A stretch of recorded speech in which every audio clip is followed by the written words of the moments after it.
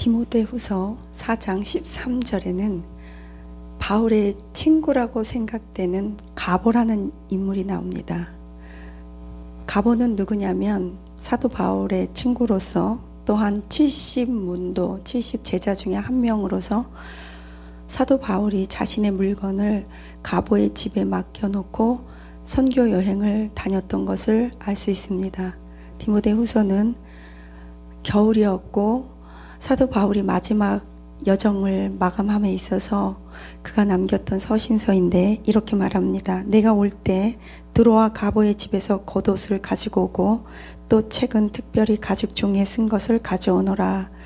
4장 13절에 이렇게 말씀하고 있습니다. 즉 겉옷과 책 같은 것, 성경 이런 것들을, 중요한 물건들을 가보에게 맡겼다는 것입니다. 사람들은, 특히 주의 종은 아무에게나 자신의 귀한 물건들을 맡기지 않습니다. 사도 바울도 그랬을 것입니다. 하나님도 중요한 일을 아무에게나 맡기지 않습니다. 가보는 어떤 특별한 업적을 남겨서 성경에 기록되지 않았습니다. 단지 하나님의 사도, 하나님께서 귀히 쓰시는 사도 바울의 물건들을 자신의 집에 소중히 보관해 준 그 하나 때문에 그의 이름이 성경책에 딱 한 번 기록되어 있습니다. 그렇지만 그것을 통해서도 우리는 충분히 가보와 사도 바울과의 관계를 알 수 있으며 얼만큼 가보가 신실하고 책임감 있고 믿을 만한 사람이며 정직한 사람이라는 것을 유추해 볼 수 있습니다. 그 물건을 맡겼을 때 파괴하거나 없애버리거나 팔아먹을 만한 사람한테는 절대로 맡기지 않겠죠. 가보는 드로아 사람입니다. 이 드로아는 사도 바울과 누가가 처음으로 만났던 지방으로 우리는 추측합니다. 사도행전을 통해서. 이 드로아 지방은 보통 알렉산더 드로아라고 말할 만큼 이 쌍을 이루니까 알렉산더 드로아. 왜 그러냐면 알렉산더가 이 드로아 지방을 점령해서 하나의 도시를 건설했기 때문에 알렉산더의 이름을 따서 알렉산더 드로아라고 말을 하며 그것이 오늘까지도 전해지는 많은 유적지들이 있습니다. 지금의 터키 이스탄불인데요. 무엇보다도 황제 트라이아누스 황제가 많은 그 유적지를 남겼는데 그것을 통해서 그것이 얼마나 경제적으로 부흥하고 문화가 번성했었던 지역인 것을 우리는 알 수 있습니다. 물론 지금은 많이 폐허되었고 남은 것은 유적지밖에 없지만 그 당시의 기록이나 유적물들을 보면 목욕탕, 극장, 신전 여러 가지 그 번영한 그때 그 원형 극장이요. 지금처럼 CGV나 이런 게 아니라 원형 극장 다 아시잖아요. 로마에. 그런 것들이 지금도 극장이 있는 장소라면 번화가입니다. 그때 당시에도 당연히 신전과 극장이 있었다면 굉장히 번영했던 도시와 문화 문명을 자랑했고 그 드로아에 가보의 집이 있었고 가보의 집에 사도 바울이 물건이 저장되고 보관될 만큼이었다면 우리는 가보는 부자였다, 넉넉했다, 가난하지 않았다, 어느 정도 먹고 살만했다는 것을 알 수 있습니다. 중요한 것은 가보가 드로아에 살고 있었던 것으로 보아서 그리고 부여했던 것으로 보아서 바울이 그의 물건을 잘 신실하게 지켜주고 바울과 친밀한 관계를 가지고 있는 것을 볼 때 가보 역시 신실한 하나님의 일꾼이었다는 것을 우리는 보고 배울 수 있습니다. 우리가 가보를 통해 배울 수 있는 것이 무엇일까요? 교회 재정은 아무에게나 맡기지 않습니다. 목사나 장로 이 직분을 아무에게나 맡기지 않습니다.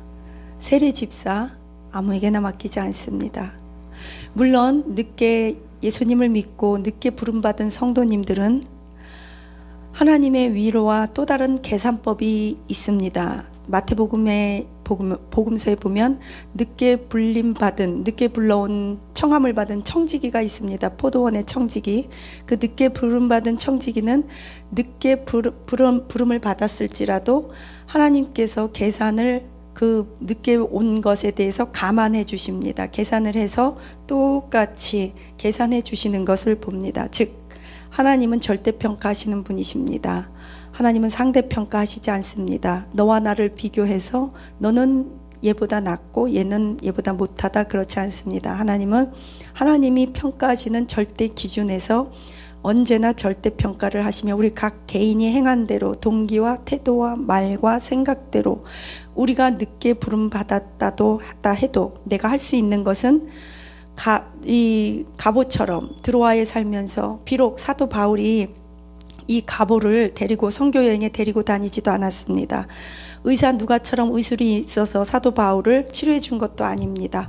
아키포처럼 어떤 전도의 능력을 받은 것도 아닙니다. 그러나 그가 할 수 있었던 것은 그의 집을 사도 바울이 물건을 보관할 수 있는 제공처로 내어줌으로써 하나님께서는 그의 이름이 이 귀한 성경책에 기록되게 하시는 영광을 받게 하셨다면, 우리는 초신자로서, 평신도로서, 늦게 예수님을 영접한 자로서, 또는 나이가 연세가 드신 어르신들은 노인으로서 우리 각자에게 하나님께서 하실 수 있는 어떤 것이 분명히 있습니다. 곰도 구르는 재주가 있고 모두 꿈틀거리는 재주가 있다고, 하나님은 우리 각자를 아무것도 없이 너는 그냥 밥만 먹고 밥만 축내고 먹고 자고 화장실 가고 그러다 살다 죽어라, 그렇게 창조하신 사람은 이 세상에 아무도 없다는 것입니다. 어떤 사람들은 이렇게 말합니다. 예수님의 오른편에 있던 그 오른편 강도는 죽는 그 시점에 예수님 만났고 고백 한번 잘해서 낙원까지, 천국까지 가게 됐다. 행운하다. 우리는 어렸을 때, 젊었을 때 너무 일찍 예수님 믿고 주의 종으로 부름받아서 우리는 평생 쎄빠지게 일만 하다가 헌신하고 세상도 즐겨보지도 못하고 죄 짓기는커녕 어려서부터 교회에서 이렇게 헌신만 하다가 죽는데, 만약에 상급이 똑같다면 억울하지 않을까. 저는 이것에 대해서 이렇게 말씀드리고 싶습니다. 오른편 강도가 만약에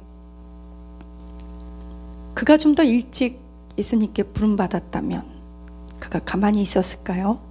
교회 와서 빗자루 들고 바닥이라도 청소하고 화장실이라도 청소했을 것입니다. 예수님을 믿는다는 것은 어떤 따지고 계산하고 이론으로 이렇게 저렇게 A, B, C, 1 플러스 2, 이것이 아니에요. 하나님은 다 아세요. 제가 일찍 부름받았다고 해서 지난 저의 30여 년이 다 온전히 정말 바쳐졌을까요? 넘어지고 자빠지고 힘들다고 못하겠다고 아우성치고 농땡이 부르고 게으름 부르고 아파서 잠자고 병원 가고 그런 시간들은 없었을까요?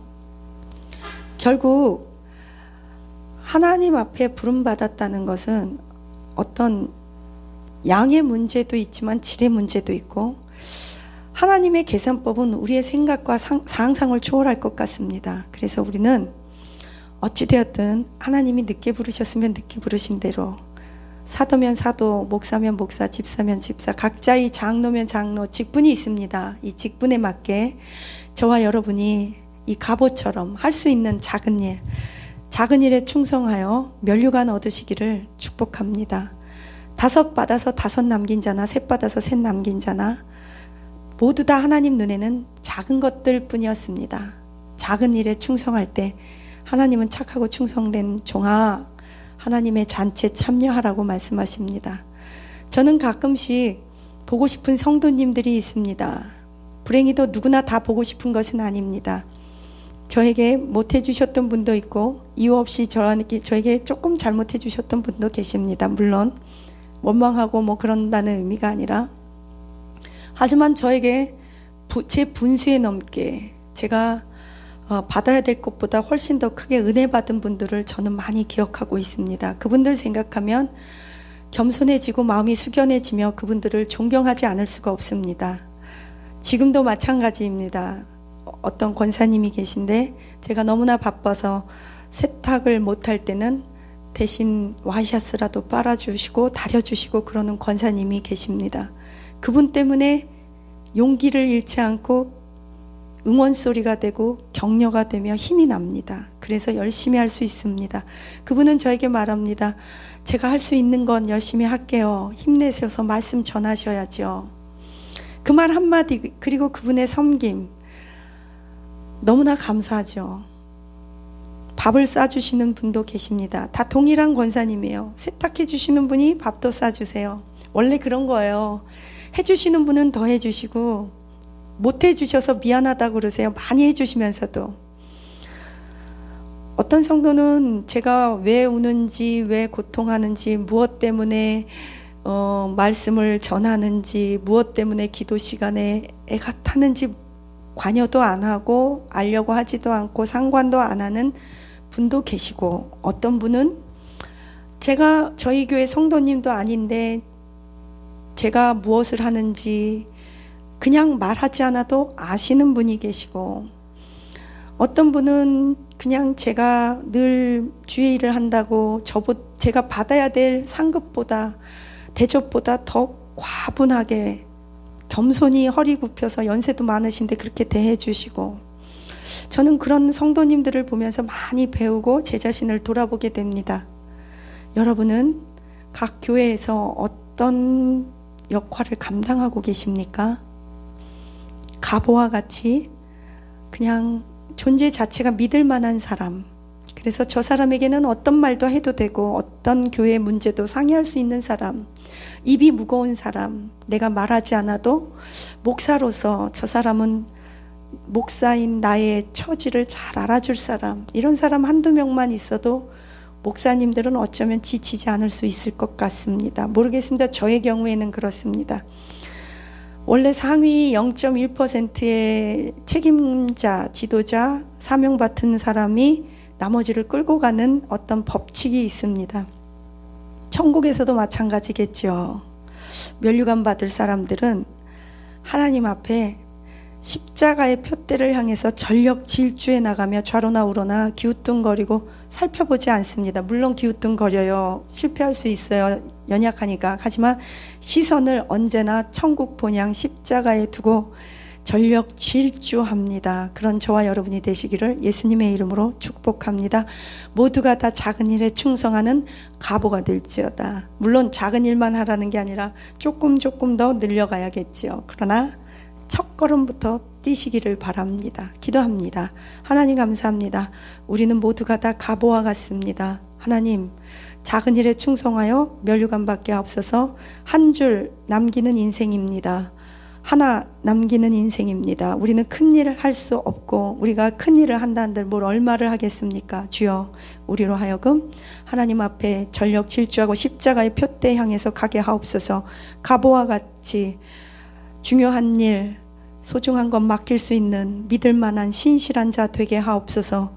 천국의 생명책에 이름이 기록될 뿐 아니라 우리의 행위의 책에 하나님, 우리가 신실한 자로 작은 일을 맡길 만한 자로 기록되게 하여 주시옵소서. 감사드리며 예수님 이름으로 기도합니다. 아멘.